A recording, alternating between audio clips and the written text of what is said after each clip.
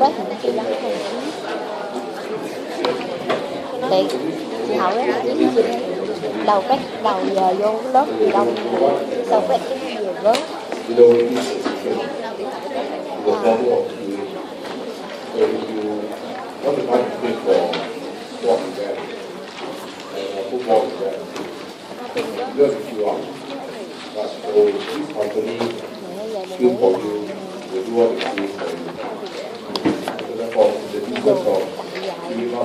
bám sát được thì nên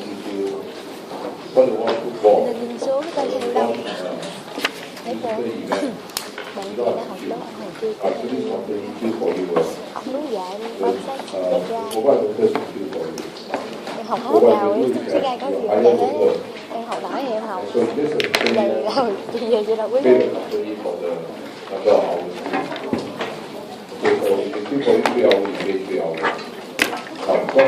Labor law, time spent traveling to New York. The workers can be still for 4 hours a day.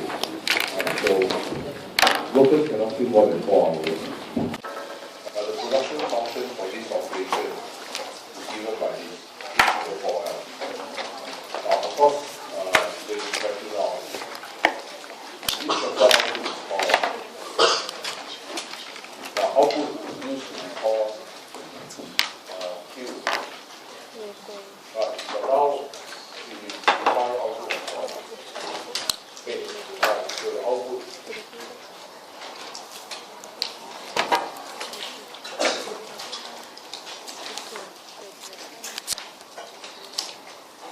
define as H, not K. But now we should define output as K.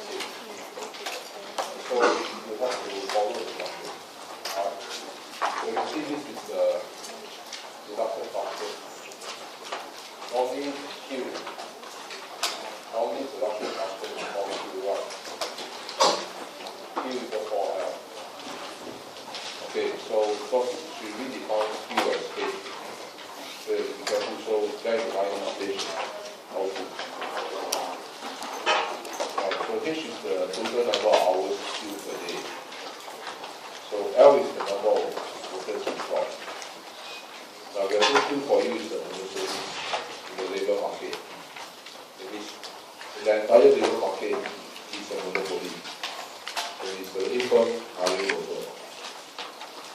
And of course, if that's the case, if labor supply curve is always okay. Alright. See, because if it's a monopolist,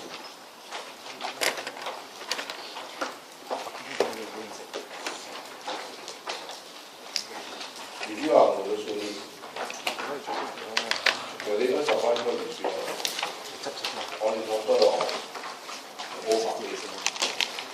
Now, if you are a competitive firm in the labor market, then the supply curve is horizontal. Right? But if you are the only buyer, the monopolist, the entire labor supply all belongs to you. So therefore, being a monopolist, this labor supply curve is always okay. Okay, which is why wages are always okay. You look at the inflation. So being a monopolist, you can see that the labor supply curve, the base is a function of L output. Now, are there people who demand such sort of service? Right. Sometimes if you want to queue up to buy more event, queue up for tickets, so you will hire someone to queue for you. So there's a demand for it. For example, if you are a rock star, if you are Lady Gaga, so you want to buy 40 of photo, I don't think you will let them queue up to buy 40 of photo. So probably you will call someone, call this company queue for you. They will queue for you. So there's a demand for such queuing. So the demand function is given. So how many workers should queue for you hire? How many workers should they hire? So essentially, the information given is all here.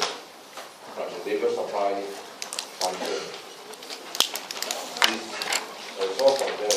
I'm not able to consider. The labor supply, everything is represented from there. Two years ago, you have a copy of it. From the web.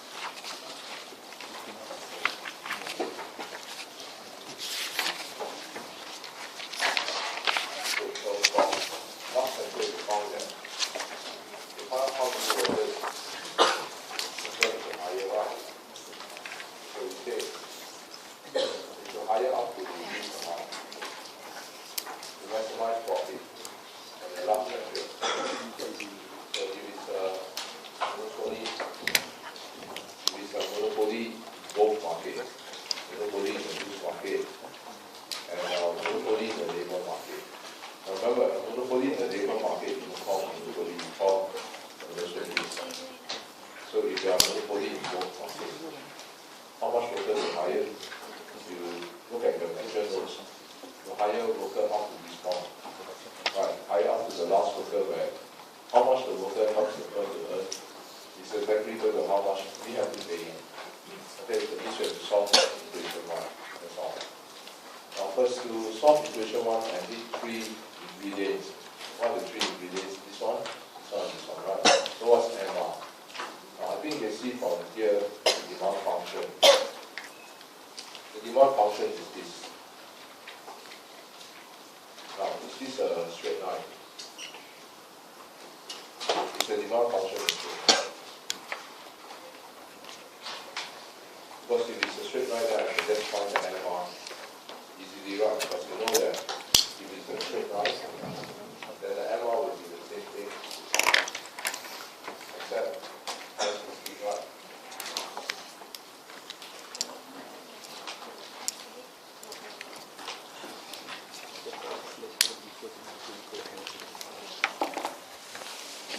Okay, so the demand function of given that.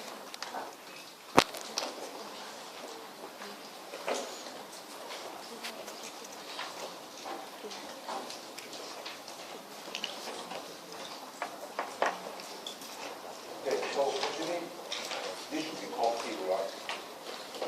And you can recall this now, this question should define output as well. Right, so it should define output as state. Therefore, your demand function is E versus. Now, is this variable? What's the power of this? What's the power of it? To the power of what? Okay, so the first one is straight line. Right, you can see it's straight. Okay, it's very simple. If it's this, it's not straight. Right, we need then this straight line. So confirm this straight line, then the MR is to the right. Exactly the same thing, except what? Exactly the same as the demand. Except 2 times this. 2 times this. Okay, so this is how you get the MR. So your marginal revenue is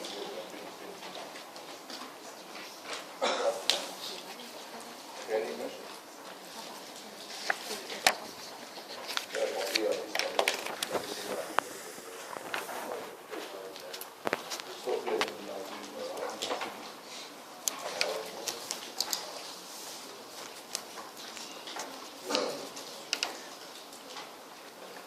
Instead of 1 divided by this, 2 times this, so right, 2 times this is more 2 divided by 2. 2 times this is more 2 over 2. If you slope 2 times this is slope, right? So 2 times equals 2 times this. 2 times this is more 3. Okay, so find it. Okay, let's do that.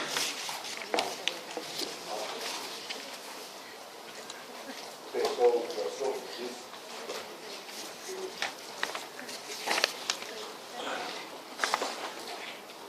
Okay. So this is our marginal revenue. Now, is this correct? Half correct, right? Why? Why half correct? We are given the constraint. Look at the constraint. Alright. So half correct because you can see that this constraint is this. As really the real form constraint English result. Must obey. Must obey. So if you give it this way, you'll be disobedient. Understand? So therefore, must obey. You must try. Which one? Then you're obedient. Okay, so we found them out. Now, what's the other ingredients that I need now?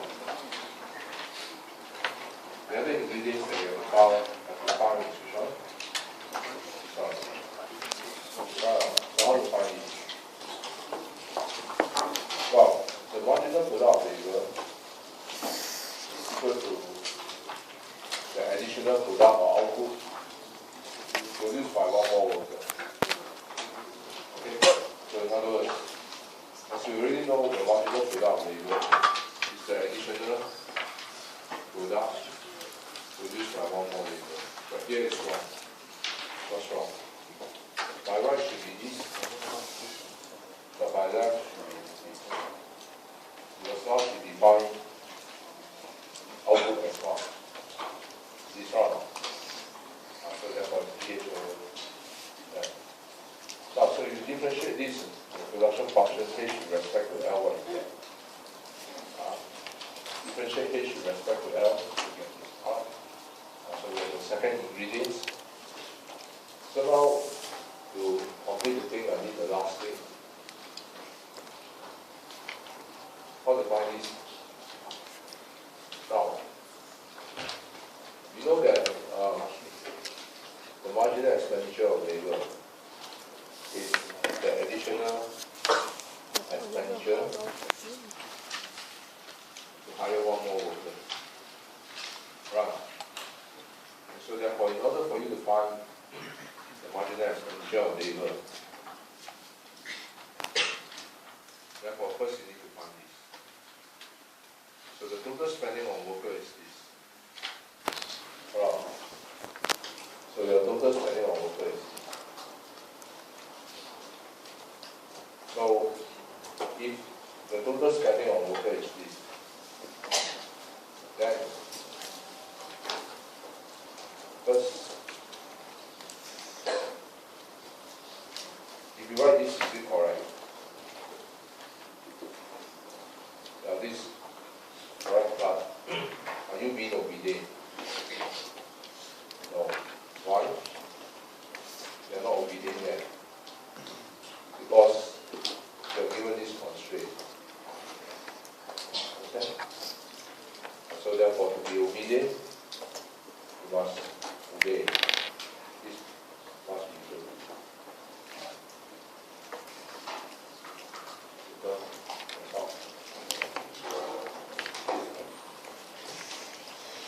So therefore, the total spending on labor is this. So the marginal expenditure of labor means you differentiate this with respect to what? With respect to L, right? The additional expenditure to hire one more worker. To differentiate this with respect to L, you get this. So here becomes 50, here becomes 2L. Is it? Okay, any questions? The chapter 9, 10, 11, is it in your, can you all download? You cannot download that to the Dropbox. It really is not simple. 9, 10, 11. Can download that. Okay. You cannot download that.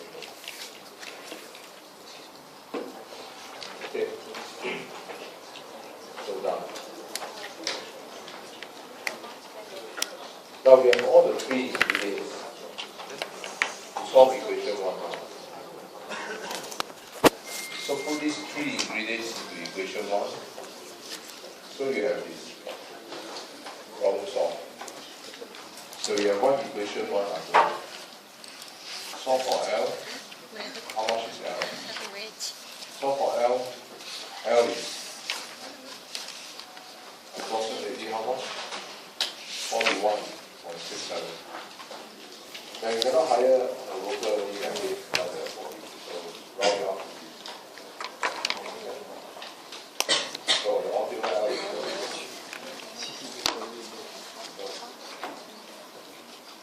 Okay, so let's answer to the first question. How much worker to hire? This is the amount that will give the first the highest profit. Right. It follows from the last lecture.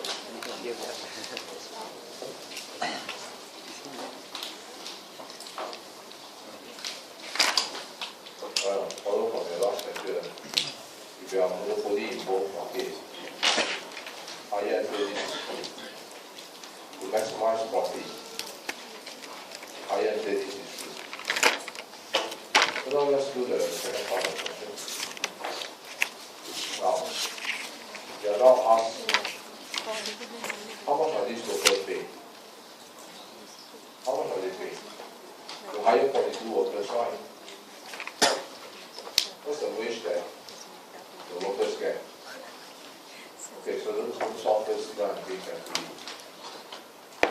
Wages normally is found where? Wages. Where do you all find wages? What give you wages? It's found whatever.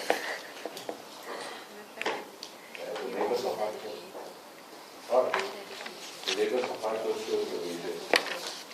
Okay. So we go into the labor supply function. Given here. So very clearly is that when the firm hires 42 workers, every worker must be paid how much? 92. You see? So therefore the wages paid to every worker, since they hire 42 workers, they can only hire 42 workers if they pay a wage of 92. Okay? On their labor supply. It shows how much workers are willing to work for. Next. Is there such a demand for such kind of services? Yes. And if there's such a demand, how much can people charge their customer for every hour queue? The rich, you know, they won't queue. The rich and the famous. Just say before, Lady Kaka want to buy body. She will probably just call her, Lady Kaka, I cannot go to queue. Okay? That's how it's always works. Sometimes she will buy a body. Lady Kaka. Queue up for me. So how much can we charge Kaka for the body? Okay, if you have to find price, where you find price? Price is always common. The demand curve represents consumers' willingness to pay. If you want to find price, go into the demand curve here. That's it. But what is to say? To find the price, you need to find what? H. How to find H? Yes, we don't have H. But then you see, H is this. Right? So it becomes a non-issue. Why? Because H must be obedient also. So he has to obey. So here becomes 4L. We have L as 42, right? So we manage to find the price. Okay, so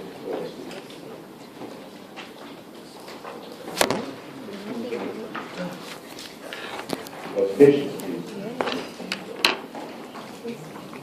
So given that the firm hires this amount of workers, every customer they can count the price per hour. There's only one unknown in this equation, which is 42 here, 242 inside here. You can charge this customer, for example. System. Then what's the profit of the firm? Now, profit is equal to price times what? Price times quantity minus the labor cost. This is the standard form. But you can recall here, we change this to what? Output in voltage. And so we have to be careful here, sometimes we just do this, and so forth and so on. But since H is equal to 4L, right? So therefore this H we have to write as 4L, which means to find the profit. We need only how many variables? We need P, we need L, we need W. PLW. We have right. We have P as 41. We have L as 42. We have W as 92. So we have all the three numbers copy to the profit. Okay, any question? Okay, so no problem then. We're done with this. We can now just look at the next problem. Some of these ones get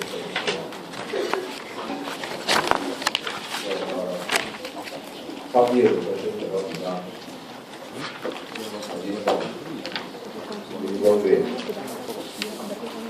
Let's look at minimum wage.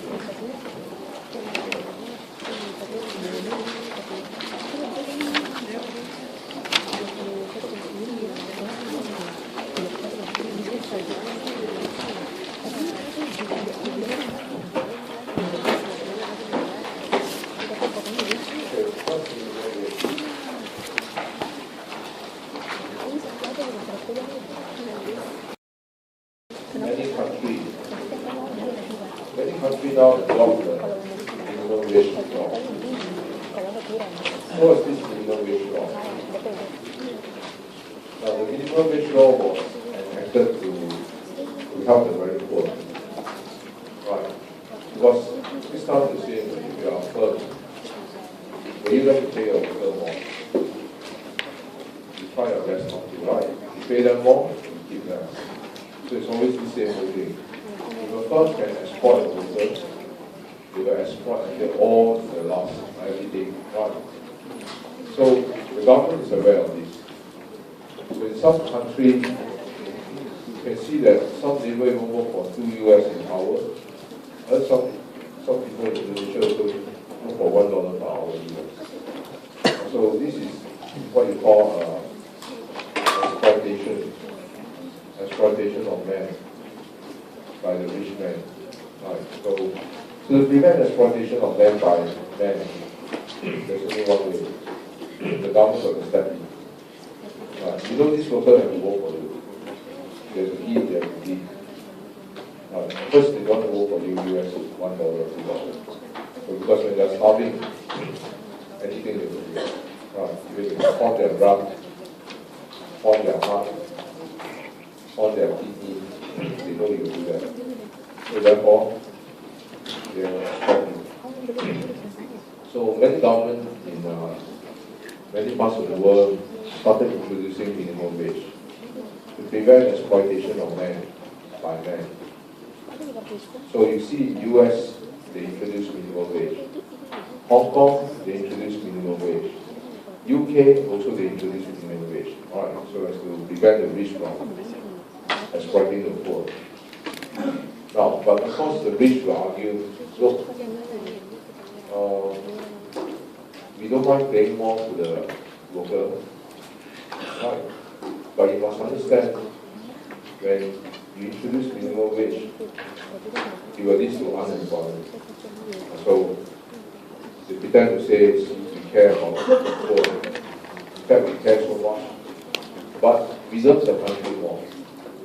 So we don't pay more because it will lead to unemployment. Right? So because we love the country, that's why we don't increase that pay. Now, is there any validity to this statement that the introduction of minimum wage will lead to unemployment? But let's see what the wage is talking about. Does it really lead to unemployment? Okay. So first, let's look at the labor market. Now, when there's no minimum wage, you look at the labor market. How much is the wages? Now, if you give it to the free market, market wage will be supply equal to demand and labor rate, right? Okay. So, now suppose the wage is very low. Okay. $1 per hour. So I think in populous country like China, India, all these, where you have a huge supply of labor, right? Then the wage tends to be very different because it don't work someone else. So the supply of labor should be very fast. Should be very fast, right? Because there are millions and hundreds of millions, 1,400 million people, right? So you can expect the labor supply to be very fast. So the wages are very low. So to prevent exploitation of the poor, so what happens is the government can introduce minimum wage. Now, of course, single market force can be controlled. You agree? You say, okay, the wage is up to market force, but you can see also, you have to control so for example, you see, the most well controlled is in medicine and law. Right? You see, in every country, the medical association is very strong. They control the supply of labor, supply of doctors very well, right? Maybe, okay, 1 year, even there are so many students who are 5 years, right, definitely can study for medicine. But we only taking 250, control the supply. Then the wage will be very high. Right? If only they can control the intake of business students, management students, will be very rich. Right? Control the intake of accountancy, you'll be pretty rich. he doesn't have the power, right? So far, he, law and doctor, the association very powerful. Okay? Because most of the very rich, powerful people, the senator, their son are doctors. So these are different. So this has to be a very privileged position for them. Control the intake. So you can see even wages, although you know about market forces as well, right?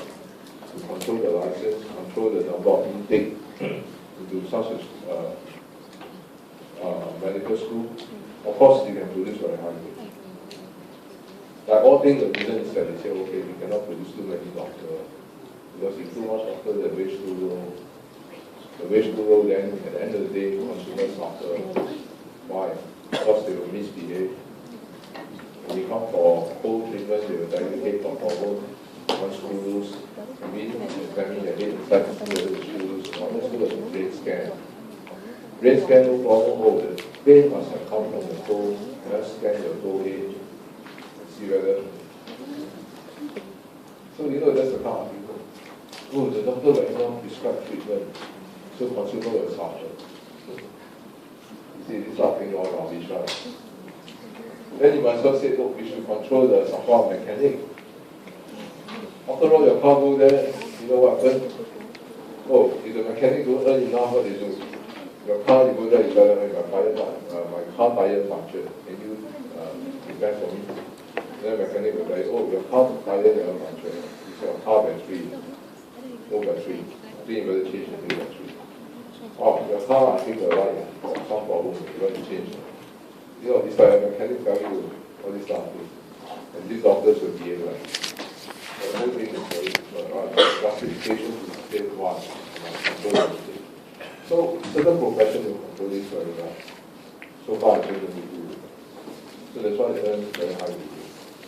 Okay, of course it's not that you got 5A you can go in. Don't forget 30% is interview in the US. So the interview part is too soon. You can be smarter than the other students. The interview consists of 30% of the total score. Out of 100 marks, 30% goes to interview. Yeah, right, you should go in, but by then you can go in, because the guy don't like your face. If you got mark out, so even you can get A for all your subjects, give you 1 mark for your interview, you lose it. Right? So this type of thing is very, very strange. Very interesting. Okay, so, but other than that, we don't talk about special field, right? We talk about every one of us. Our survival is market economy. Okay? Now that's the case the wage is so low. Now if you're the government, then what you do? Don't let the rich exploit the poor. Set the minimum wage. Now if you set the minimum wage to this US $10 per hour, what will happen? When the labor supply curve will turn blue. How come? How come with the minimum wage, the labor supply curve will turn blue? Why is it not? Because when there was no minimum wage,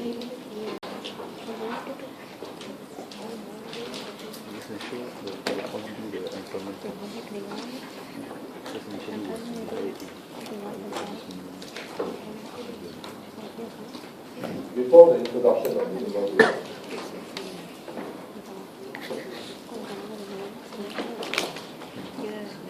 let's say US $10, minimum wage $10. Now when there was no minimum wage, this worker, how much is he willing to work for? Go to the labor supply curve. He's willing to work for a wage of $1. As long as the pay one is willing to supply his labor, he's willing to work. Now, once you know that there's something called minimum wage, right? The government says no firm can exploit the poor anymore. Must pay them minimum standard. So these workers still work for what? No.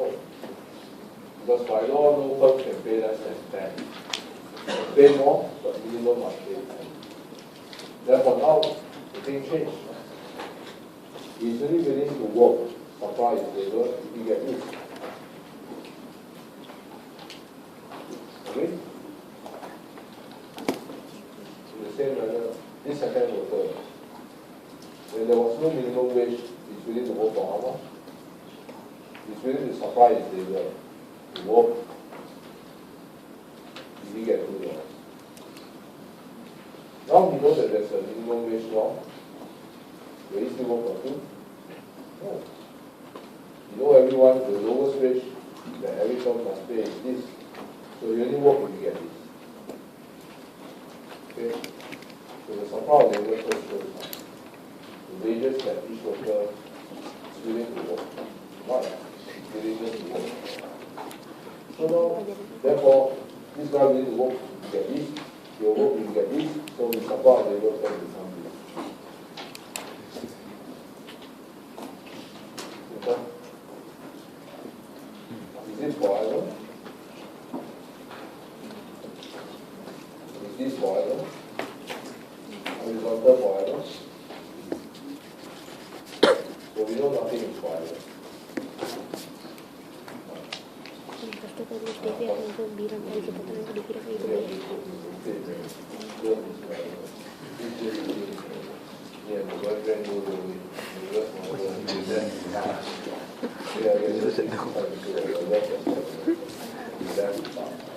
Because you understand Indonesia now.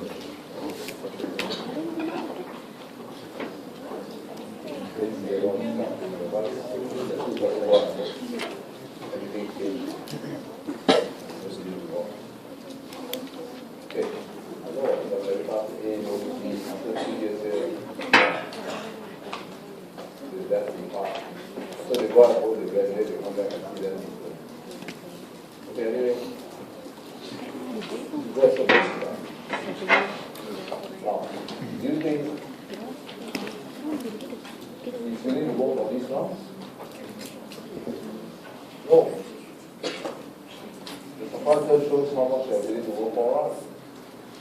Even if this guy is only willing to work, he get how much?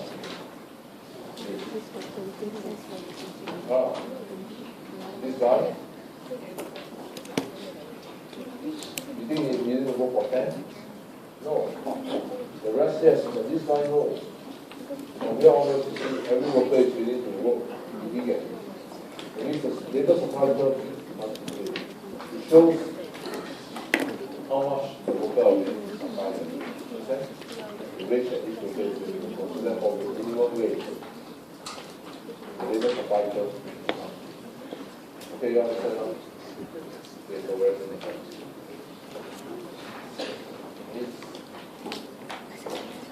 The big third group. So,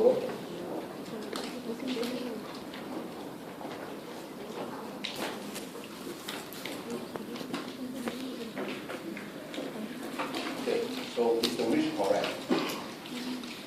You want to pay them minimum wage because it gives you unemployment. Are they correct?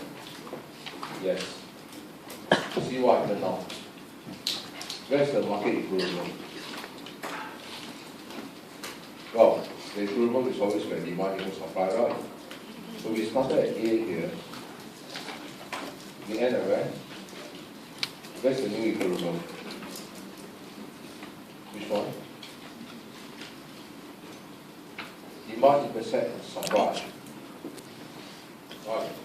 So the introduction of minimum wage suggests that the supply is this. And so now the equilibrium is here. Agree about supply is. You see, it really leads to a fall in employment. Right, it leads to unemployment. Employment fell. Okay, but I think that's the only argument that they always put forward to the government to introduce this round. Because we love the country. If we pay this worker more, we will create a lot of human suffering. Many people will lose their job. Okay, so of course these are all round. Right. You know, in macroeconomics, does that mean that higher wage leads to unemployment? Not necessarily. Alright, unemployment is normally determined more by the economy than anything else. if the economy is doing very well, right? Notice not only wages are higher, also no unemployment. Even when the wages are very high, the unemployment is very low. Right? Unemployment is just not cost of wages itself. When the economy is good, the wages are still very, very high. Look at the employment is still very high. Right? So to use this as only one of this is only one of the reasons, but it's not the main reason. When the economy is not good in a recession, even when wages are very, very low, but the unemployment is still very, very high. You understand? So the unemployment rate is back to the economy, more to the economy than wages. Right? So therefore, does the American government believe them? No. Does the British government believe them? No. Hong Kong government believe them? No. So they go ahead and press on the minimum wage to help the poor. So what does the evidence show? Now the empirical evidence show otherwise. The minimum wage does not necessarily lead to unemployment. In fact, in the US, the result is mixed. In UK, Hong Kong, in fact, there's an increase in employment. For example, in New Jersey, raised the minimum wage from 4 to 5.05 per hour US. There was actually a rise in employment by 30%. Okay. So who says minimum wage leads to unemployment? Wrong. Right, actually employment rise. Now, of course, the only thing is this. You're wondering how come so low. But that's not true, because that's 1992. You know 1992 is a lot of money. 505 US, the pound 1 US can change to about 256. Okay? So, you think 5 times 250, it's quite a lot of money at the time. In 1990 something, it's very big. Money is very big. $2,000, you are like a rich man. Of course, today 2,000, nobody will rob you. Very much time you earn 2,000, because you just think that even a farming flat is only 40,000, 50,000 you buy from the ground. Right. Noodles only a few cents, 50 cents, 70 cents. Today I think 50 cents you only get 1 strand of noodles. So even $3 if one side eat, you don't get very much. They say they didn't increase the price, but you notice they reduce the fish ball, they reduce the noodles, they reduce everything, even the chili sauce. Oh, they bring your own chili sauce. So, never increase price. You cut back on the ingredients, this and that. That is really a price increase. Okay, so at the time it was quite a lot because of the purchasing power. Over time now, inflation, then of course today is really nothing. But now the rate there is also not this anymore, for sure. That was in 1992. Now, let's look at, does it really mean that this is really true? So we notice in the competitive labor market, yes, it will lead to a fall in employment, but that's not true. It doesn't warn out by evidence. As I said, employment is mostly influenced by the state of the economy. If the economy is doing well, wages can be very high, yet employment can be very high. Okay? Now, for the case of monosonis, it doesn't work at all. In fact, you all know what's a monosonis, right? If this firm is the only firm that hires workers, then the story is different. Now, why different? So let's look at a monosonis.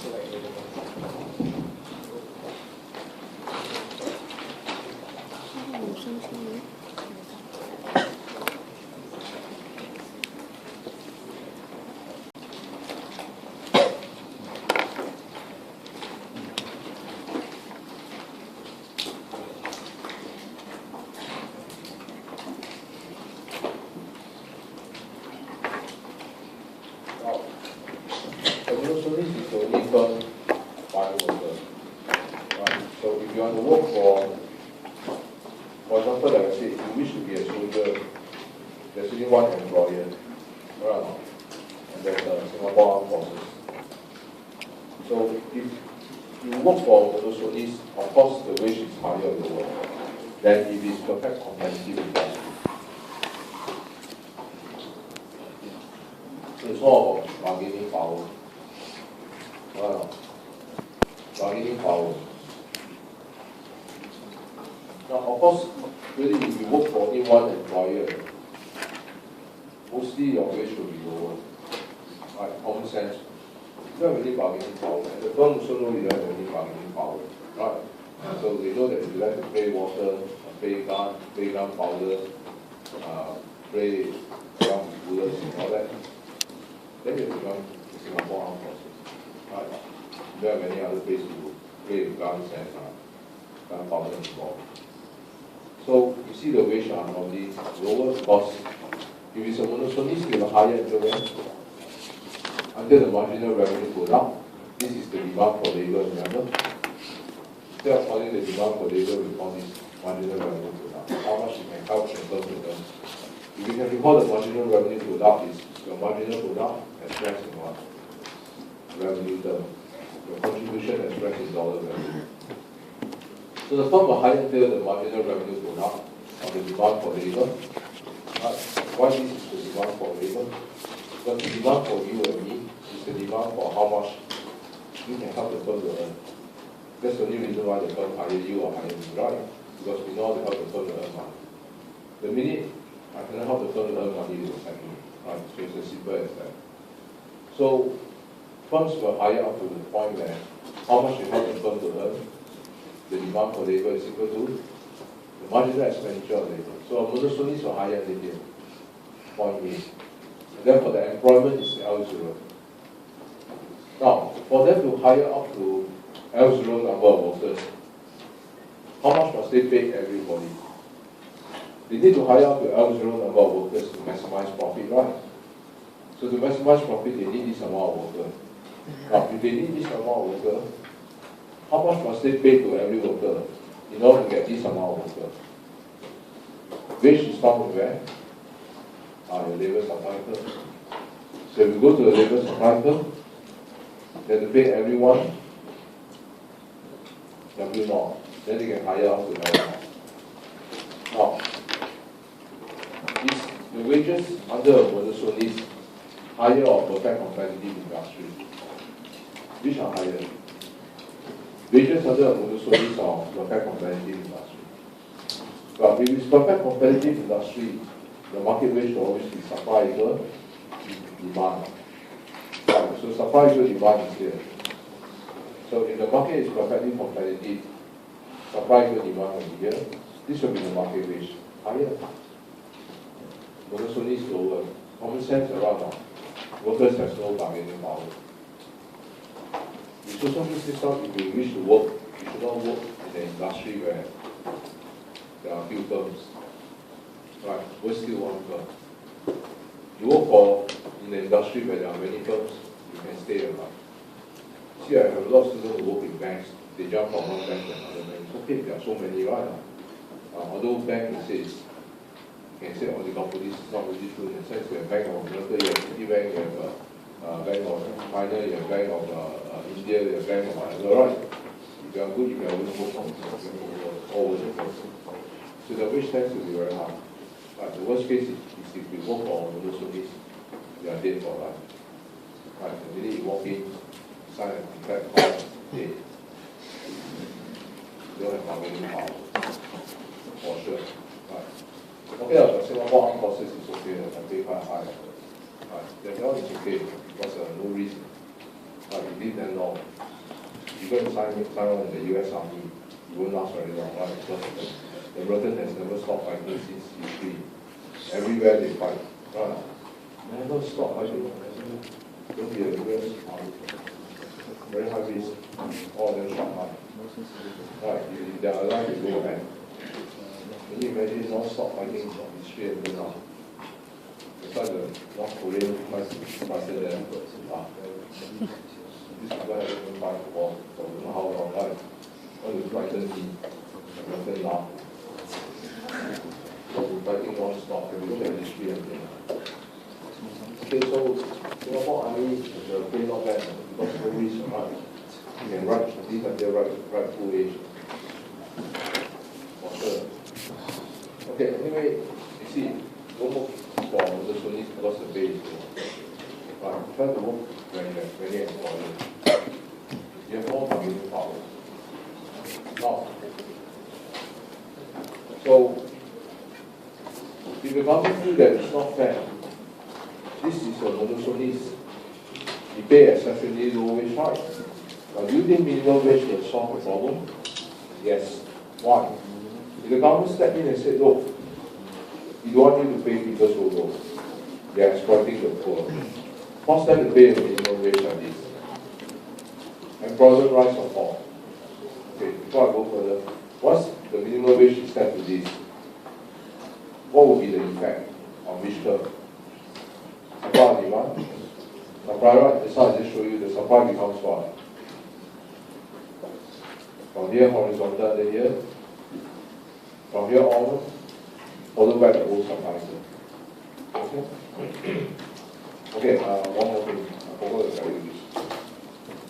Can you still remember last class when I talked to you about if the labor supply curve is this, the marginal expenditure of labor curve is higher. Can you remember that? If the labor supply curve is horizontal, which one is the NEL?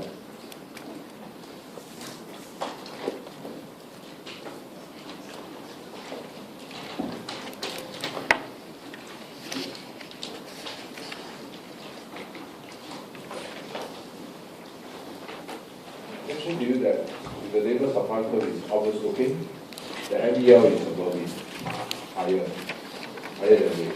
But if the labor supply curve is horizontal, which one is the MEL?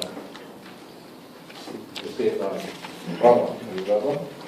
If the labor supply curve is upward sloping, the MEL is here, above it. If the labor supply curve is horizontal, the MEL is the same line. Okay, so that's what was last week. So I need you to remember this because for me to derive for you the MEL here. Now that the labor supply is this, with minimum wage, where's the MEL? The marginal expenditure of labor. First, when the labor supply is horizontal, the MEL is the same line. You all follow? This from 0 to L1. From 0 to L1, the labor supply is this. The marginal expenditure of labor curve is the same line. One of four of each one. Now, one thing you can see from L1 onwards. From L1 onwards, the labor supply curve is upward sloping. Where's the MEL? Now, this labor supply curve is the same as the O1 anyway. Right now, from L1 onwards. So therefore, the MEL should be this one. Right? Because it's the same as the old labor supply curve after L1. After L1, the labor supply curve is the same as the O1. And therefore, the MEL should be this one. Right? Corresponding to the old supply curve. So after L1 onwards, the marginal expenditure of labor curve is this. So the minimum wage law transforms the labor supply to blue, and the marginal expenditure of labor curve becomes red. You understand why? Because when your labor supply curve is this, blue color, the MEL is this. You follow? So, can you find for me the equilibrium? Where's the equilibrium? Well, the monotony is always higher than here. So can you tell me how many workers will they hire after the minimum wage?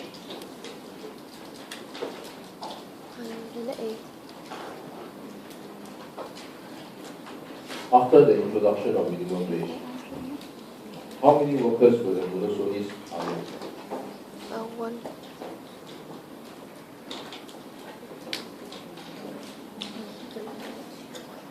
Under MRP equal MEL. See? You cannot see I take off everything. You can see better. Are you clear? MRP equal MEL. That's the point. MRP over MEL. The MEL is red color, the MRP is black color. So the highest these two lines are equal. Where are they equal? Huh? Where are they equal?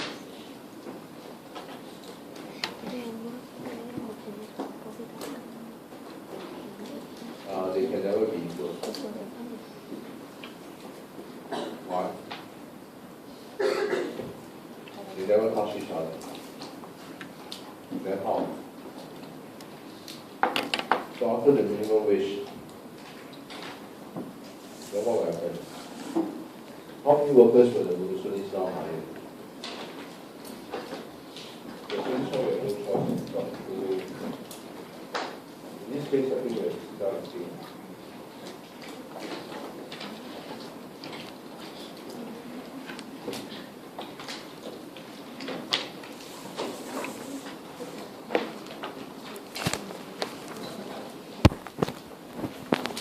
So we have to try to figure out how to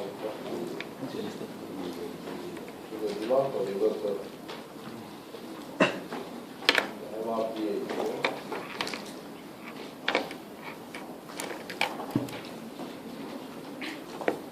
But the problem is that marginal expenditure of labor curve.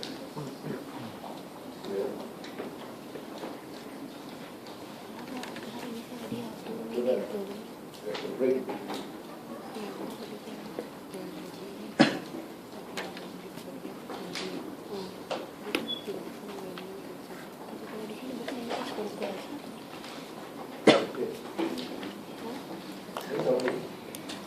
How many labor can be higher? If you want to maximize profit, how many? I think you have to find error. So just try to find error to get higher than how much worker to maximize profit. I'll start here. So this first worker will be higher. Will it be higher? And profit will increase. Cost. You are higher need. How much does it cost to hire need? How the cost to hire this worker is given by what? Alright, this is the cost to hire the next worker. So to hire the next worker from here to here, the cost to hire me is here. How much it helps the firm to earn? How much it helps the firm to earn is given by this one, marginal revenue product. Marginal product, revenue terms. Dollar value helps the firm to earn. Do you think by hiring him, profit can be increased? Sure. It helps the firm to earn this money. The firm needs to earn this money. So the difference is how much? Profit. Contributed by this worker. Their CT should be higher. Second, profit can be increased. Next. Do you think the firm should hire this worker? The next worker? So the answer is, can profit be increased? Maximizing profit is keep on increasing until the profit cannot maximize anymore. With regards to this worker, the cost to hire him is here. The cost to hire the next worker is given by the price. How much it helps the firm to earn? How much do you have to firm to earn? This. So, you generate how much profit for the firm? This amount. Okay? Okay, so now very simple. Can you roughly tell me now how many workers should this firm hire? Profit can be further increased by this. And this worker increased by this. The next worker, profit can be further increased by this. Increase. I think it's not here. The other one. Why don't hire someone? I think this is the best. And the king's point. Why don't go further on this? Anyone? This is the best. Star, asterisk, optimum. Why? This is optimum. Why do you want this person? Why? Can profit be further increased if I hire someone? No. No, then tell me why this guy is not hired. If you hire him, how much he helps the firm to earn? This. How much is the cost to hire him? This. So therefore this thing is called profit or loss. Loss. So I don't think I need to show you anymore, right? Beyond there you can see all losses. You agree? So therefore optimally, you start at the king. And this will go to pass. You understand? Okay. Which means coming back on example here. The monopolies in the minimum wage law of the IFL how much? L1. L1. There's an increase in employment. Employment rise from L0 to L1. Clear enough? So it's forced that minimum wage always leads to unemployment. Not true. For the case of monopolies, in fact, they will hire, we start at L0, we finally end at L1. Employment rise. Right? So who says it leads to unemployment? Now, so is the country better off with minimum wage? Yes. Second, are workers better off? Yes. Why? What wage will they get now? What's the minimum wage? But if you want to find very simple, you go to the labor supply firm. If the firm wants to hire up this amount of workers, they will pay the duty. Okay? So every worker now are equal and equal. So you have more equality. Right? Society become more equal. The rich cannot be so excessively rich, the poor cannot be so excessively poor. Right? You need a society like this. You cannot have the rich so rich and the poor so poor. They must be balanced. Right? So if the inequality is too wide, you have a problem. You're going to have riot, you're going to have all sorts of things. Right? So the inequality in income, the country cannot be too wide. Because poor people are very angry people. Everyone knows. Right? So if the inequality in income is too wide apart, you'll see riot and all this. And this will widen even more. Right? The last few years you see inflation, the whole Middle East, the poor are very poor, the rich are very rich, right? Riot. Right? You saw that in Egypt, you saw that in many other African countries. So, because inflation, the food prices go up too high, the poor cannot afford to buy, right? So they shall riot. So this is a good scheme. In fact, minimum wage is good. Employment rise, and yet every worker becomes better off. Okay. Now, if you look at your tutorial, there's a question of minimum wage. Which just now I tried to do, but at the point of I didn't talk to you.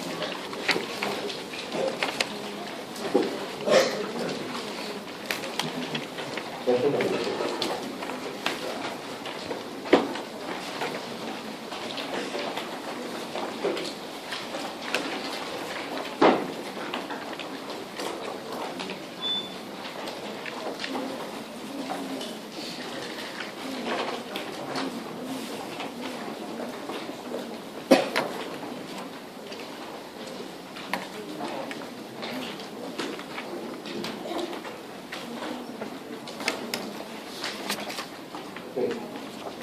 first thing, you have a labor supply to this industry.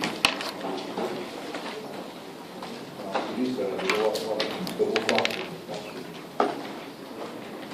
This industry should be some kind of more.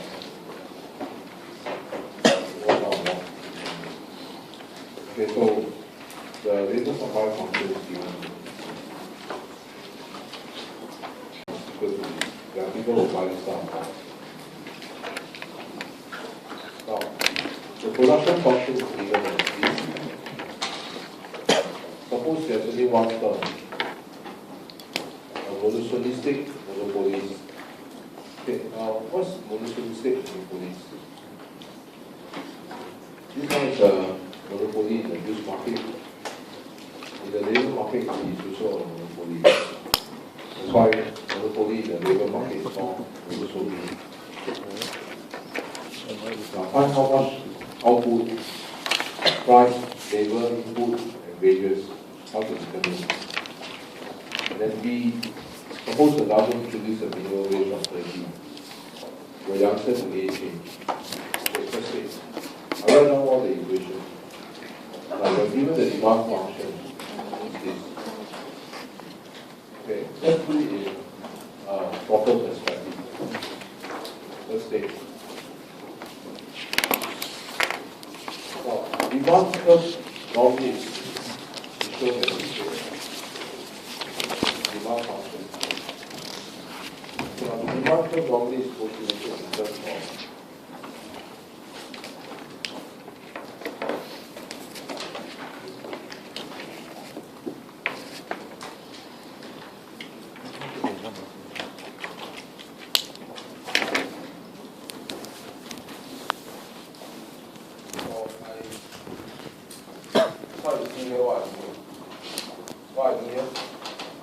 I put it back in right order. Right? Yeah. Now same here. Labor supply curve normally is postulated in which way? Labor supply. Huh?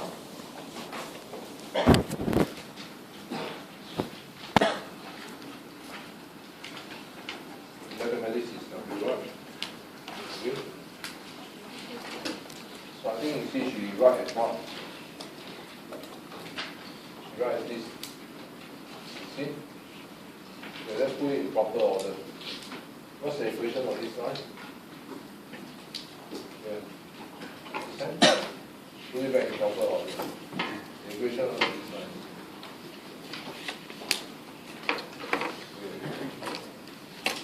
Starting point.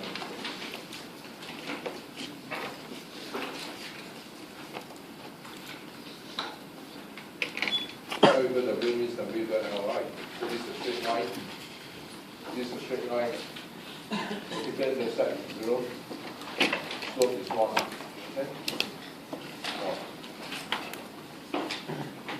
Production function Q depends on L, right? Okay? Therefore, if L equal 1, how much can the firm produce? 1. If you hire 2 workers, what's the output? 2. Okay, so with all this, we are now ready to solve question 1. First,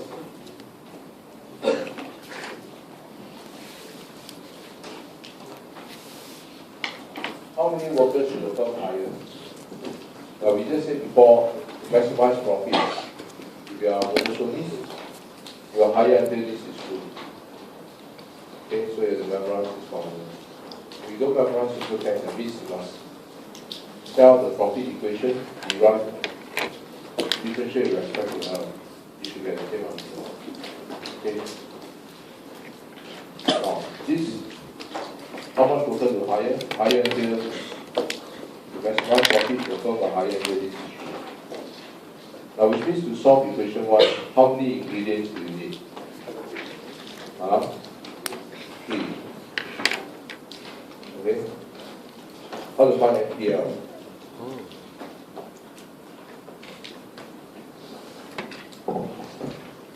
How to find FPL?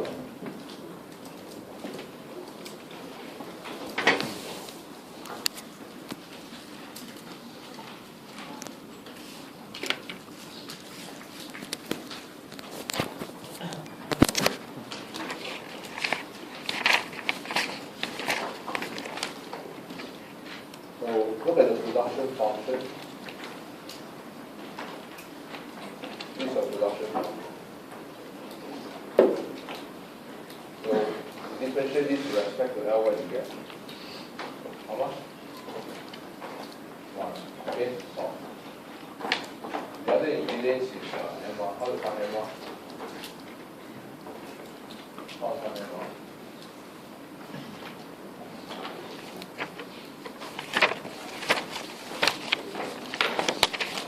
Okay, look at the demand curve. Is this a straight line? Is this a straight line? How you know? The power of what? Okay, One. so straight line. Therefore, MR, the same line, except what? The gradient here is how much? 2 times theta. What's this gradient here? What's this gradient here?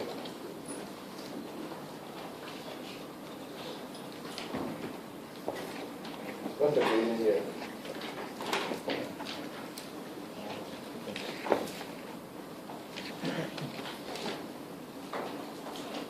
Okay. Why is it steep? Simple? No. The demand curve is a straight line. Now, if the demand curve is not a straight line, can we use this way? No. No. If the demand curve is a curve is wrong, use y is steep. You have to find MR by ER over 1 dq. Okay? If it's not a straight line, then we can find MR by this. Because this works for all planes. Okay, line, curve, triangle, triangle. Okay. But if it's a straight line, we can just take the front part. Okay.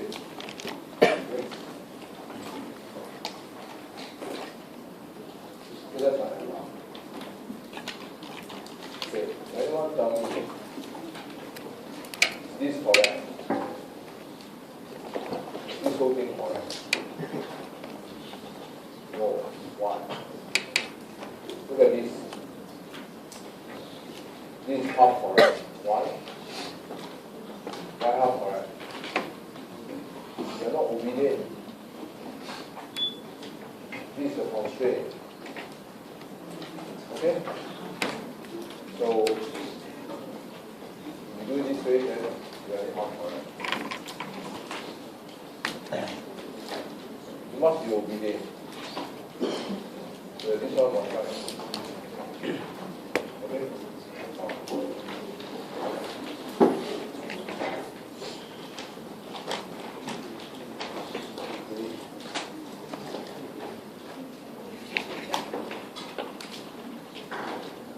Okay, I found MR. What else do I need? The marginal expenditure of labor. Now we know the marginal expenditure of labor is equal to what?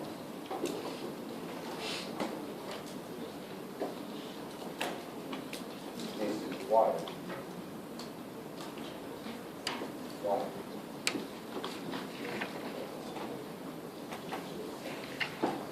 Because this one is equal to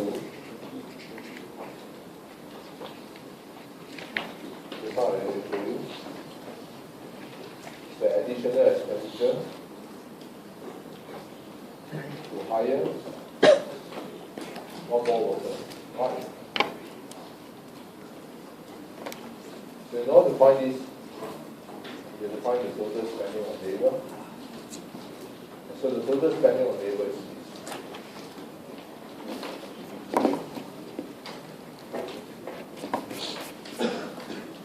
Okay, simple. Now, you can see this one is within half correct. Why?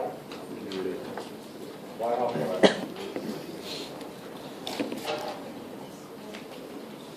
You're not obedient. The constraint is this. So you have to be obedient. It's not here. So what is this chapter all about? It's not about being obedient. And you have to solve it. Alright? It's as simple as that. Now, so differentiate this with respect to L, you get this.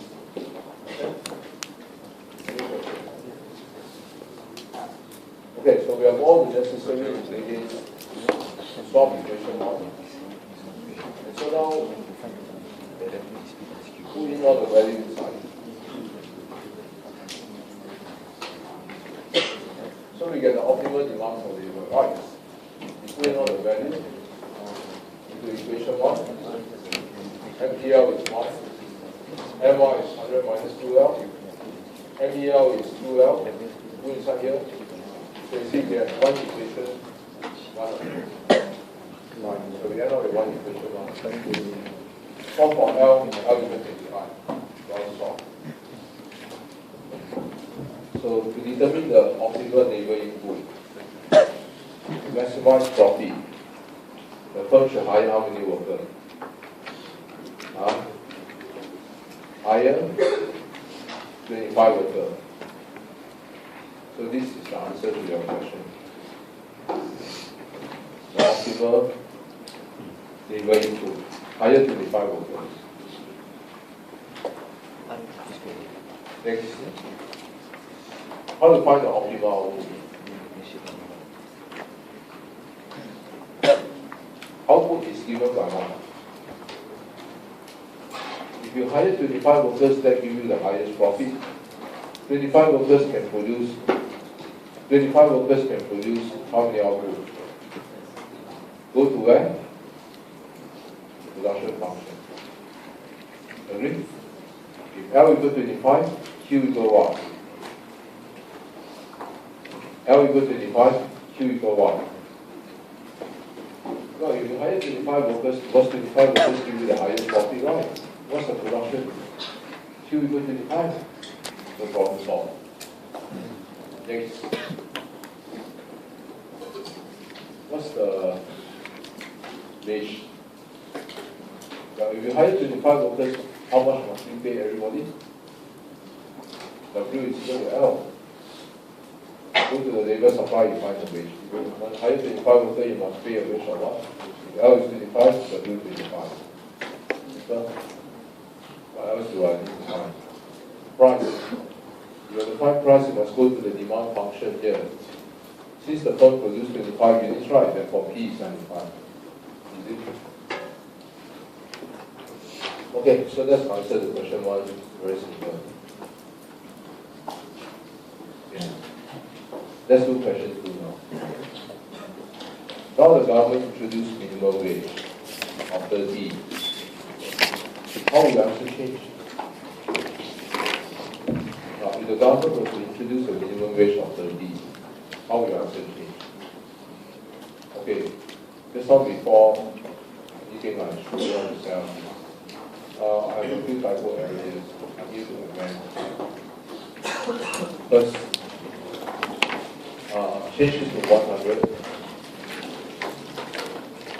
Change this to 50. Understand?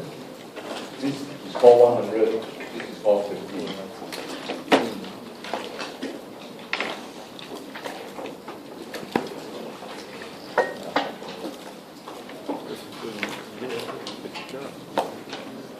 Change to the pink color stock.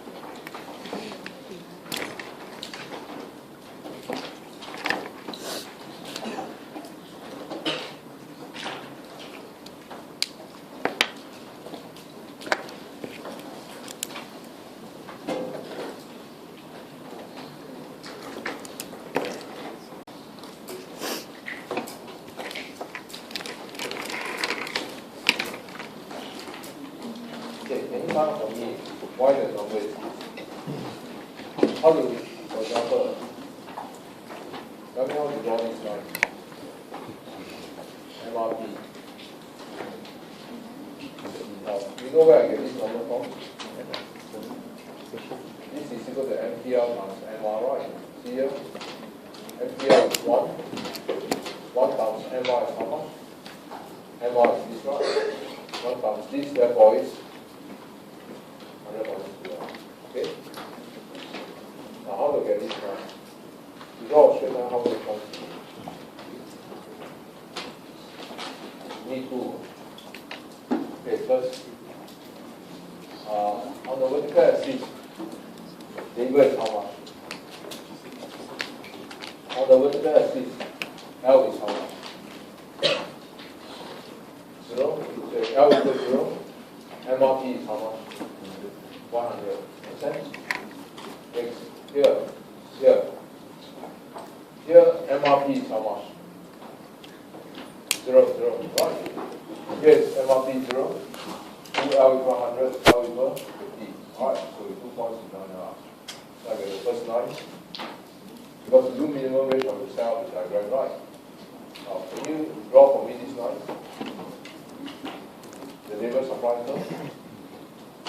W equal L. Okay, so this line W equal L very easy to draw. How to draw this line? To get a straight line, you need 2 points.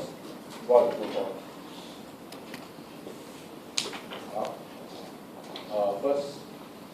First, when L equals 0, W equal how much? L equals 0, W equal 0. Okay, 1 point here. Second, when L equals 1, W equal what? 1. Another point here, right? So these 2 points join out. These are labor supply curve. Draw for me the MEL curve. MEL curve is equal to 2L, right? So to draw this line, you need how many points? 2 points. So when L equals 0, MEL is how much? L equals 0, MEL is how much? 0. When L equals 1, MEL is how much? L equals 1, MEL is 2. Okay, so 1 point here, 1 point here. Join them up. You got the MEL.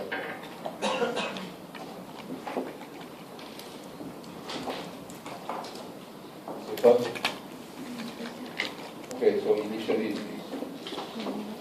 Now this question says, suppose the government introduce a minimum wage of 30. How will answer change? Now, with a minimum wage of 30, yes, as I told you before, the labor supply will become what? Horizontal. After that, you will follow what? Follow back to the whole labor supply. So therefore, the labor supply curve turns blue. Okay? Now I'll ask you a question. This number was not given. How do I get this number? It is not given. Where does this number come from?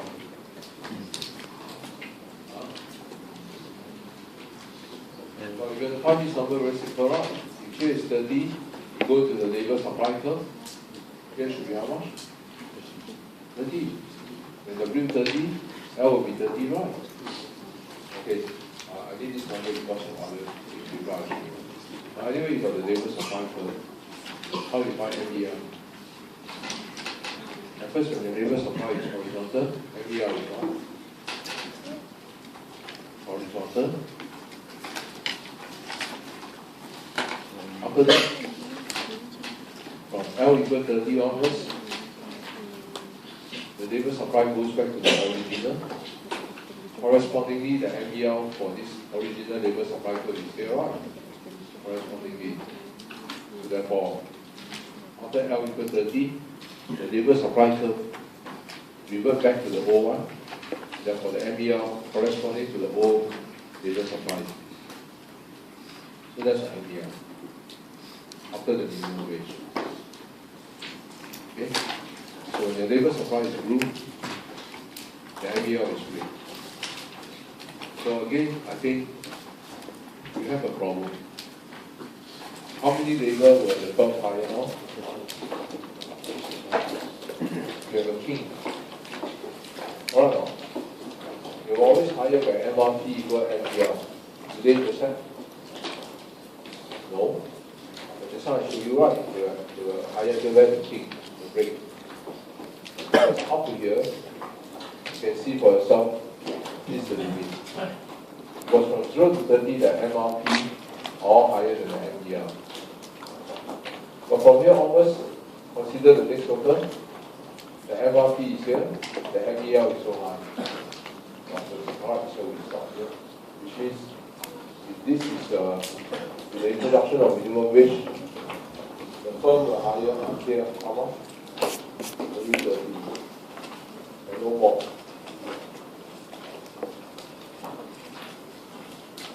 Higher here. Okay, if you hire here, then how to find the market rate? How much will everyone pay? The market rate. You hire 30 workers, you have to find ways to control the web. You have to find ways to control the web. Labor supply curve. Right. So, when L equals 30, L equals 30, wage is how much? This is a labor supply curve, right? So the wage will be 30. Okay? So we found the wage in the market, 30. Now, at the same time, you also find how much is the output of the firm, determine the optimal output. Now, if you hire 30 workers, how much is produced? Look at here, the production. If L equals 30, 2 equal what? 30. Now, if the firm produces 30, what's the market price? 70. Alright, so of course, everything will change. Because the answer to A will change all to these now. Okay, any questions? So this is similar to what we saw done for this lecture. The reason why I didn't show you why we did this to say the same thing. Right, I'll show you up to the point where it doesn't place to go further, right? Because this question is very similar to what I just showed you just now. Why the higher rate is a big point? Higher rate is a big point, right? So subsequently you can see that EL higher than MR. Okay, any question? You know there are still some more assignments in the test one here. You can come to the time and correct if they are not. Okay, so let's go on. Production is cost function.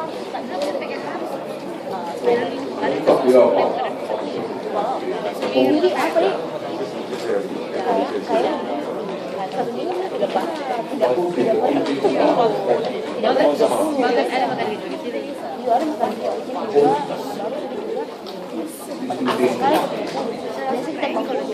We are using fixed proportion to find the cost. Isopharm is cost. The two things are using fixed proportion.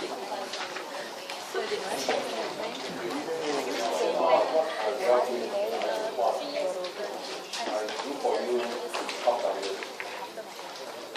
Half like this. Suppose you are not half like this.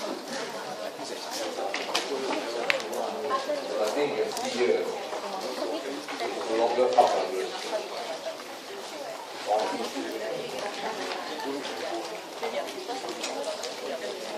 You are told that here, these two things are using fixed proportion. Now, if two things are using fixed proportion, if you go back and read the example, then two things are using fixed proportion.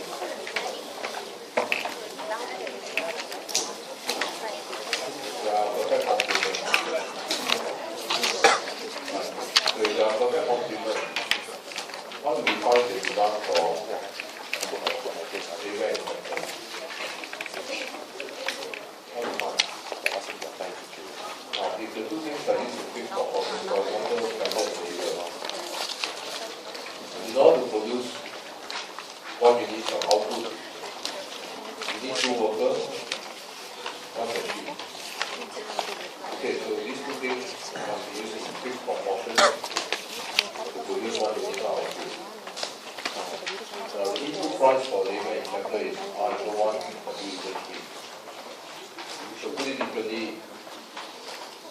one output requires 2 labor, 1 machine. Fixed proportion? Yes or no? So are these two things in fixed proportion? Of course. If you are using fixed proportion to produce one output, right? So if 2 labor produce 1 output, 1 labor can produce how many output? Half, right? Okay. Now, how do we find the production function? You know there are a number of tables, right? Some of the two are using fixed proportion. So the isopon is LK. You can remember from your lecture when you find the production function. So the production function is always equal to the minimum of the quantity from these two things. Right. What do you mean by Q of L? The quantity from L means from L units of labor. The quantity from K means from K units of capital. Understand? So therefore, the production function is the minimum of these two outputs. So first, what's the quantity from L units of labor? 1 labor can produce how many output? 1 labor can produce how many output? Half. Therefore, Q of L is what? The quantity from L means L units of labor. Now, if 1 labor can produce half units of Q, L units of labor can produce how much? How much quantity? 1 labor can produce half units of Q, half units of output. L units of labor can produce L times half. L times half is called L over 2 units of output. Okay?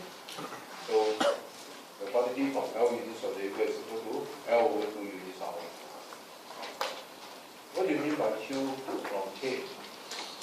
It's the quantity produced from K means K units of K. Now 1 capital can produce how many outputs? Therefore, K units of capital can produce how many outputs? K times 1, and therefore it's equal to K units of output. Understand? So therefore the output is based on the minimum of these two outputs. You understand now? Now, why do we find the production function? Because if the two things are perfect complement, to find the demand for L and K, it's not found at the point of tangency.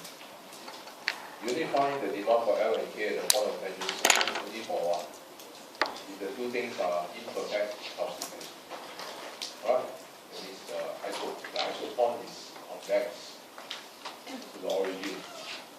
But the isopon is L-shaped. The demand for labor and capital is found from here. That's why you have to first find these things. First find this. Then from here we can find. So how much labor is required? Q is equal to this. Therefore L is equal to how much?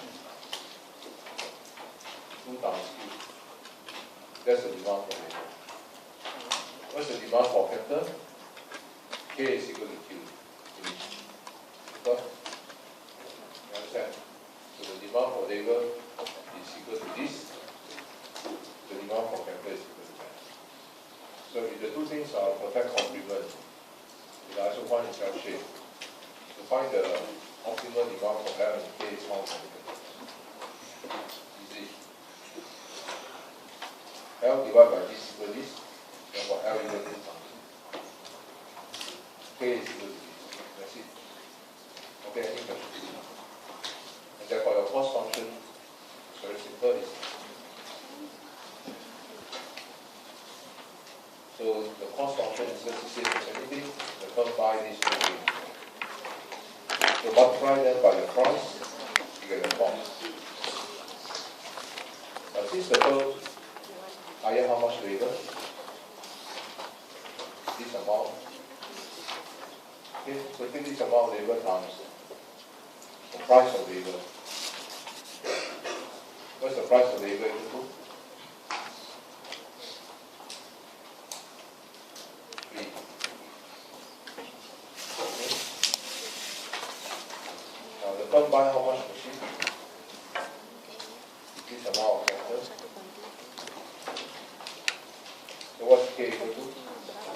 buy this amount. Okay, therefore, that's the total capital cost times the price of capital. The price of capital is given as well. So times 1. So therefore, the total cost. Any questions?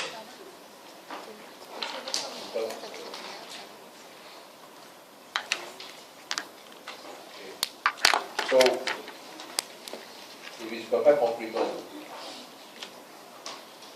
to find the demand for labor and capital is different. Okay? If it's perfect complement, you don't go and find here. But the isopod is, if it's this shape, you can find here conditional demand for labor and capital. Now, if it's L shape, the solution is not found that way. Understand? If it's L shape, you will find this out from the method I just showed you. Okay, any question? Now you look at the tutorial. See that problem.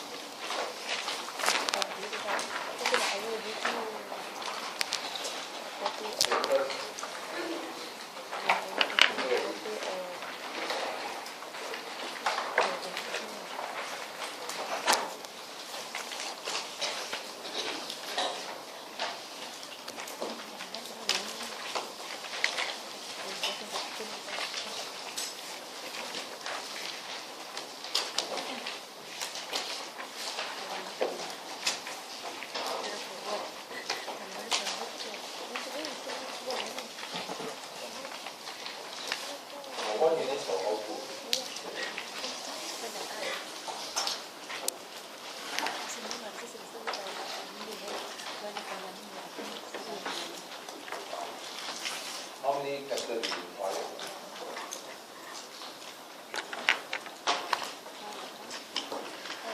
How many?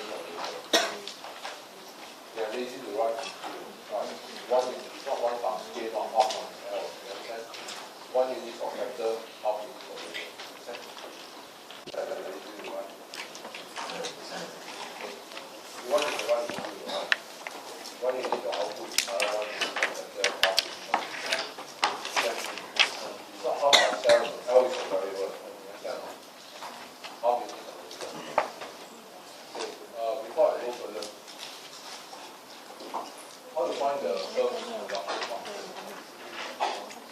The given R equals 6 to the 4.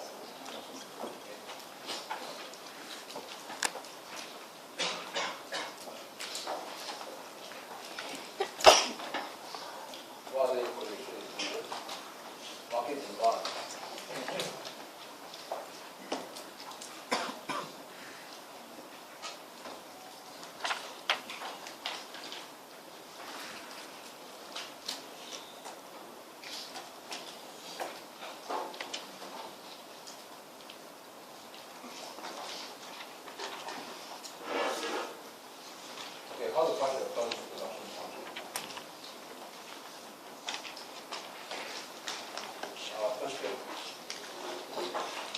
two things.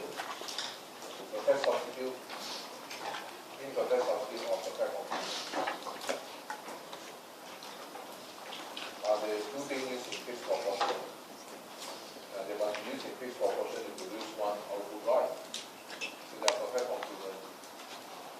L shape. The L shape is mathematics called the function.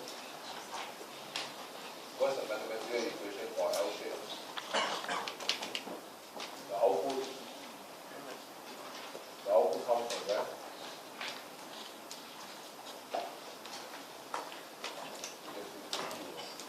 The output comes from that. What are the two things to produce the output?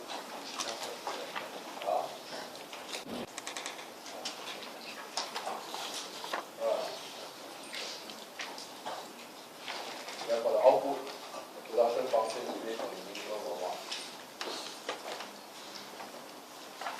The minimum of these two outputs.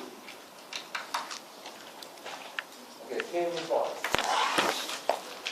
Q of K means what? The quantity for K units of factor, right? The one factor can produce how many things? One K units of factor can produce how much? K times 1. K units of output. Okay? Q of L means what? Q of L means the quantity from L units of labor, right? L units of L. So how much is that? The quantity from L units of labor. L units of labor can produce how much? L units of labor.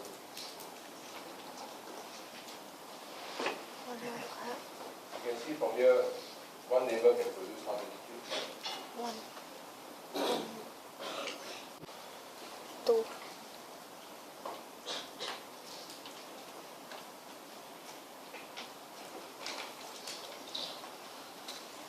Therefore, L units of labor can produce how much? 2, 3. Wrong. One labor, 2 units. L units of labor. L times. One labor can produce 2 units. L units of labor can produce L times 2. L times 2 is called 2L. So 2L units of output. Okay? So that's our production function. So that's our answer today.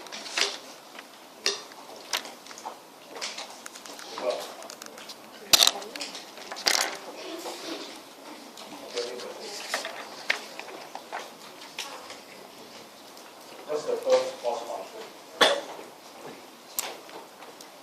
How much is the cost function?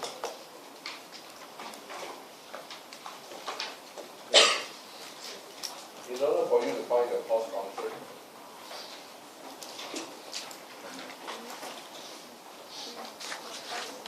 W is how much? W is how much? 4. R is how much? 6. What is missing?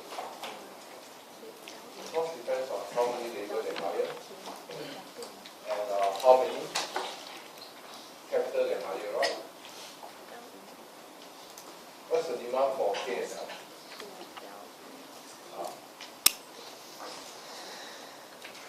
What's the demand for K and L? See, K equal to what? K equal to Q. Q. L equal to how much? 1 over Q 2. equal to L. L equal 1 over 2. Q equal to L. L equal Q over 2 over 2.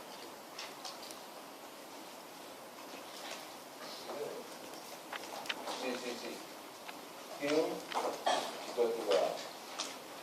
L equal Q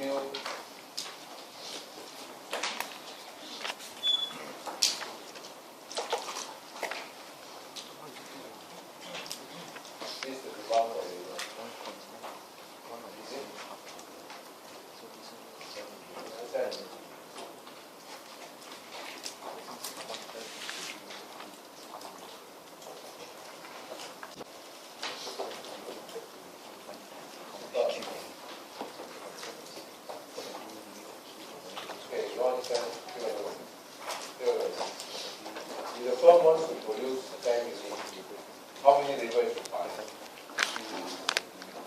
How you know 5?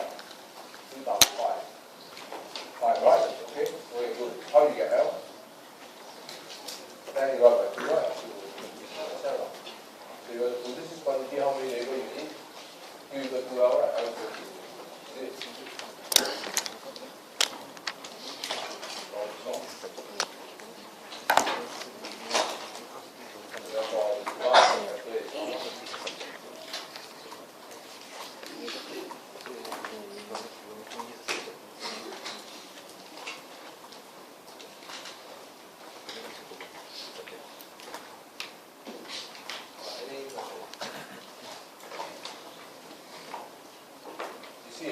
If it's perfect complement, the demand for K and L is found from where? These are the things. Where do I find from? This thing is called what? Reduction function. It means you have to find this first. Reduction function. Then you can find this. Understand or not? It is perfect complement number. How do you know it's perfect complement? The two things are used together. Okay? Not necessary. A lot of things are used together. Are they called perfect complement? The shirt and the pants are also used together. Are they perfect complement? They must be used in fixed proportion. Right? So your shirt and your pants are not. They are not used in fixed proportion.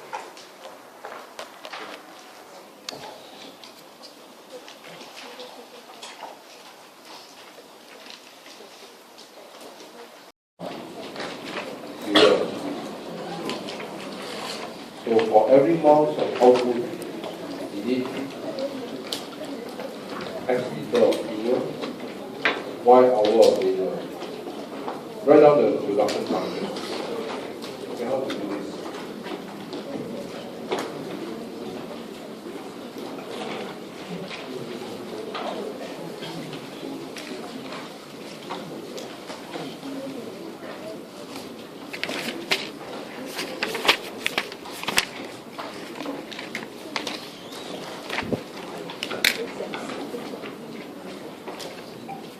Ngày mấy em thi đầu tiên?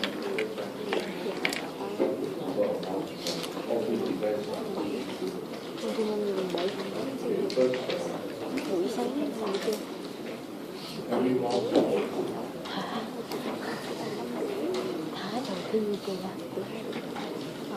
Chị cũng là 5 rưỡi thi, chắc không biết chừng nào mới về. Đỡ. Chị đi 6 rồi 7. The output is not right. This truck produces what output?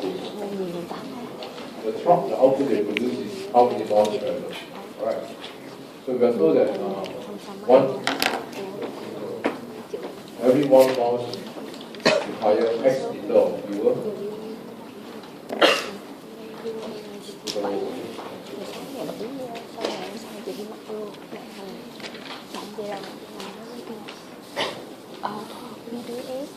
Fuel that's what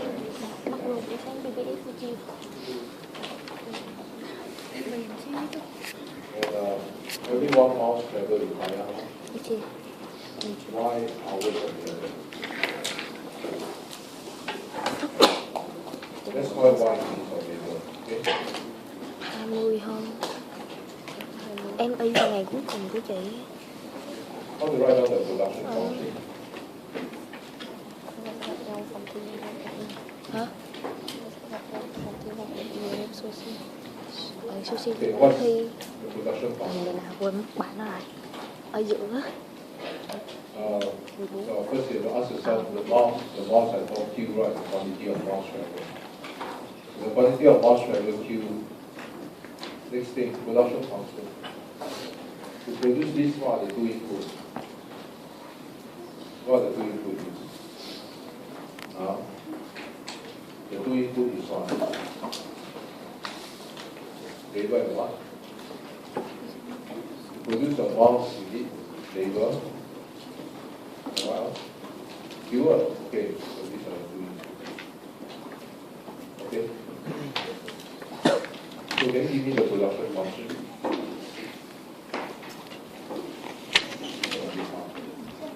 Only chữ S ở nào vậy? Maybe let's not look at it.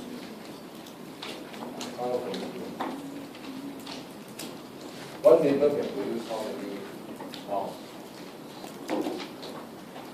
One neighbor can produce how many pounds? One unit of output require 1 unit of labor. So can you tell me one labor can produce how many units of output?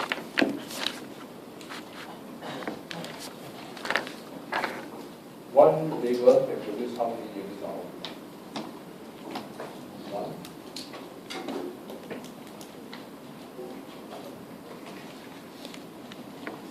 Two or one. No. One output requires how many units of labor to produce one? So one labor can produce one output.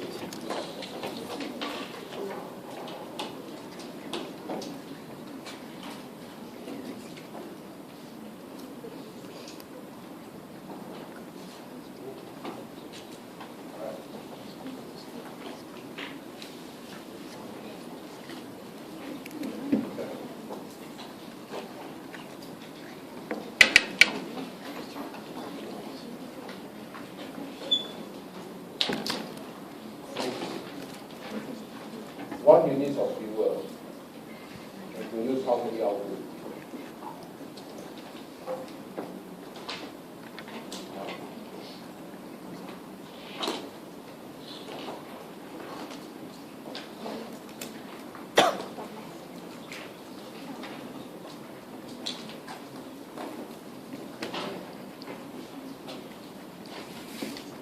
Okay, I think we don't understand.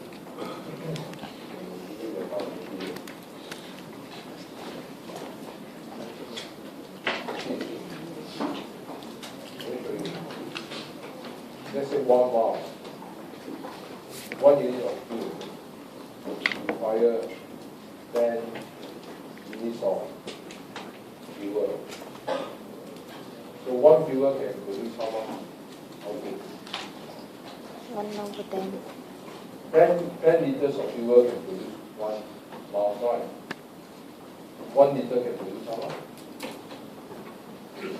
1 unit of fuel can it bring you how much? How many more? 1/10. 1 mole requires 10 units of fuel, right? And for 1 unit of fuel, can you travel how many miles? 1 divided by 1. Right. You understand? So,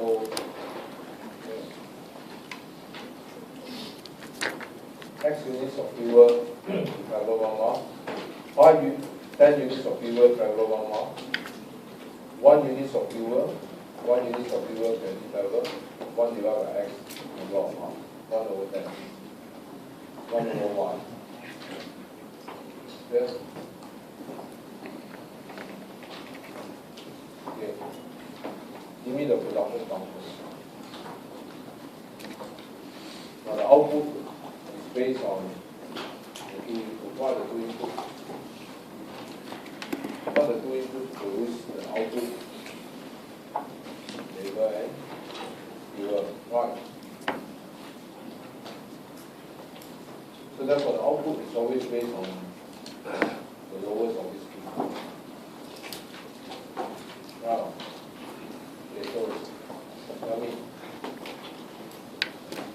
Q of L stands for what? The quantity from L is L units of labor. One labor can produce how many units of Q? One labor can produce how many units of Q? 1 over Y.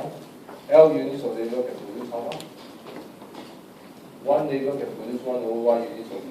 L units of labor, L times 1 over Y. L times 1 over Y is called L over Y. And these are all. Okay?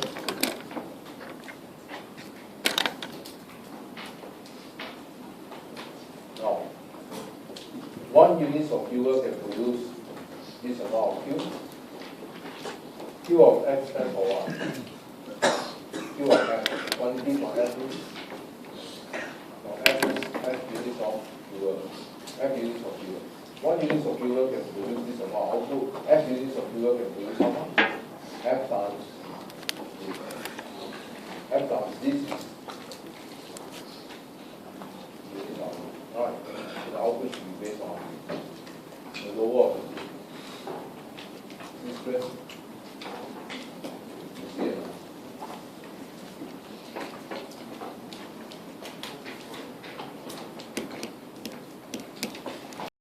Okay, any questions? No?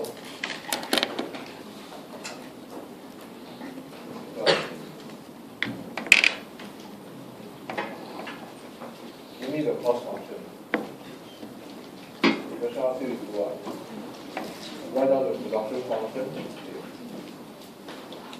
Give me the cost function.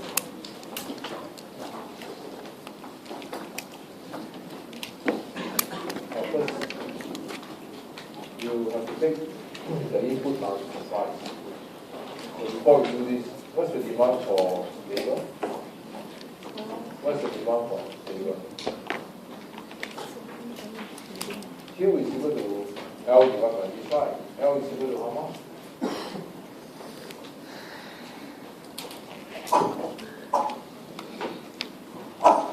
This is the demand for labor. What's the demand for fuel?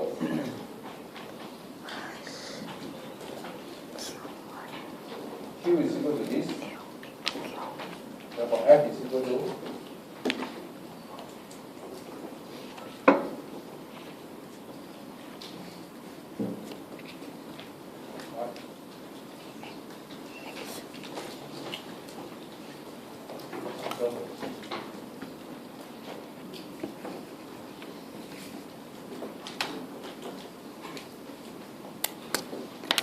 okay, that's all. What's the cost function?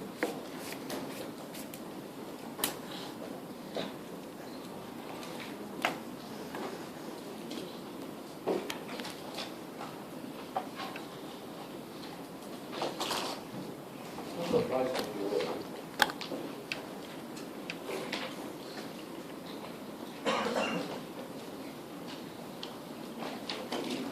Okay, the fuel cost is here.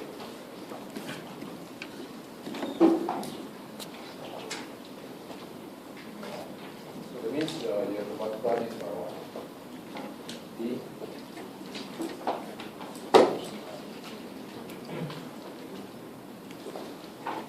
Any more costs? Now, every year got to pay how much back?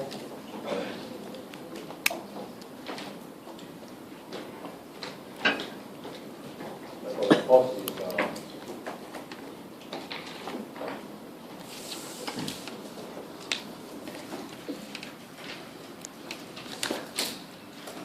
so that's how.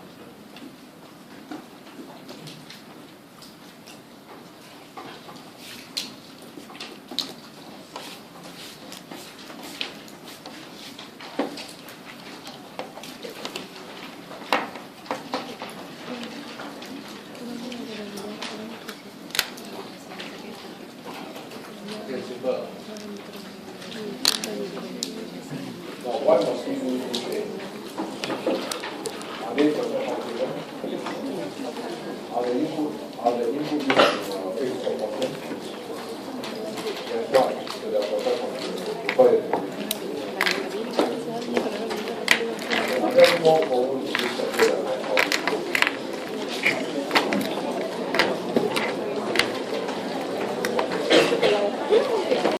Okay, I want to know in the long run, where will be the market price? Can the market price be here? No. Still got profit.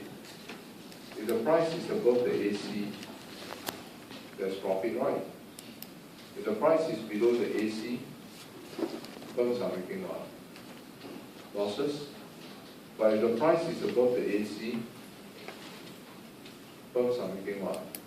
Profit, right? If your supply curve is here, intercept the demand here, right? So firms are making profit. When the price is below the minimum AC, firms are making losses. Right? So in the long run, the price must be where? Where? So in the long run, all perfect competitive firms make what? Zero profit, right? That's provided provided there's free and clear. We also know of thousands of cases where there are many other special cases where the profit is not zero, right? Okay, so in the long run, the price has to fall into the minimum average cost. Then there will be no more profit, no more loss. Remember, the year one start the song. Right, the supply curve, the powerful slope. Once there are profit or loss, just perform the powerful slope. What's the powerful slope? Supply shift material, no more profit or loss. It means the price has to drop until to the minimum average. Okay, that's how you find the industrial output. So, it means in the long run, the price must be minimum AC. Now, given this price, how to find the market output here? Very simple. If the price is this, you go to whether the supply curve or the demand curve, it doesn't matter because the equilibrium they are the same, right? So you go to the demand curve, you get the industrial output. Easy. So it's as simple as that. Find this. Once you found this, this is the price. The price must be here. Right. Once you get this price, let's go to the other. You get the total quantity demanded, the equilibrium output. Easy. Okay, so our problem is solved.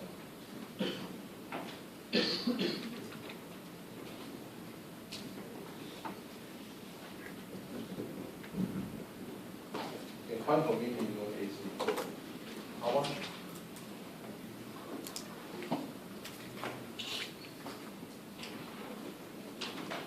How much is the AC?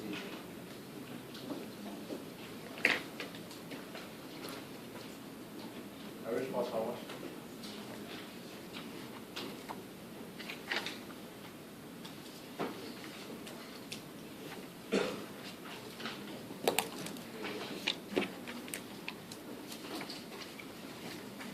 Find for me the minimum average cost.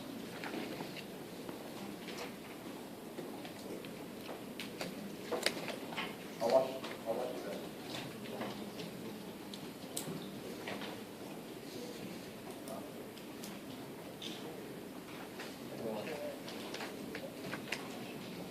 How to find the minimum average cost?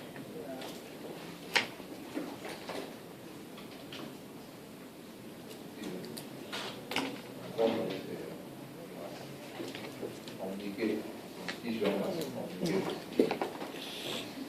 Every time I try to communicate, I find myself talking to myself.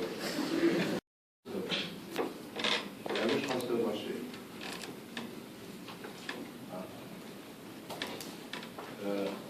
What's the average cost shape? The shape of the AC. What shape is it?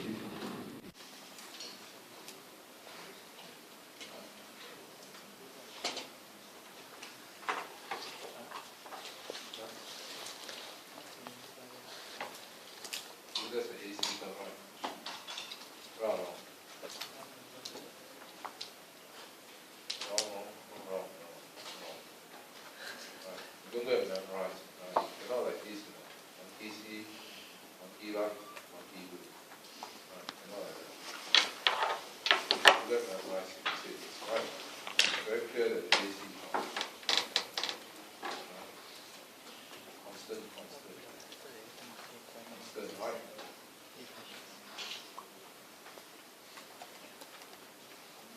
Average cost for this unit, average cost for this unit, average cost for this unit. Must be this shape, right? So where's the minimum average cost? How low can you go? The lowest you can go is how much? Okay.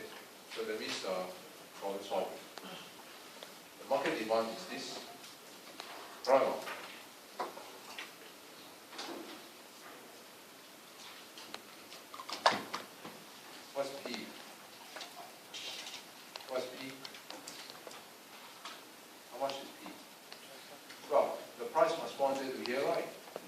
AC. Agree or not? The price must be this. Okay? This is the minimum AC. So the price must be here. So therefore the quantity demanded is this minus half of the price, right? So we know that the price has to be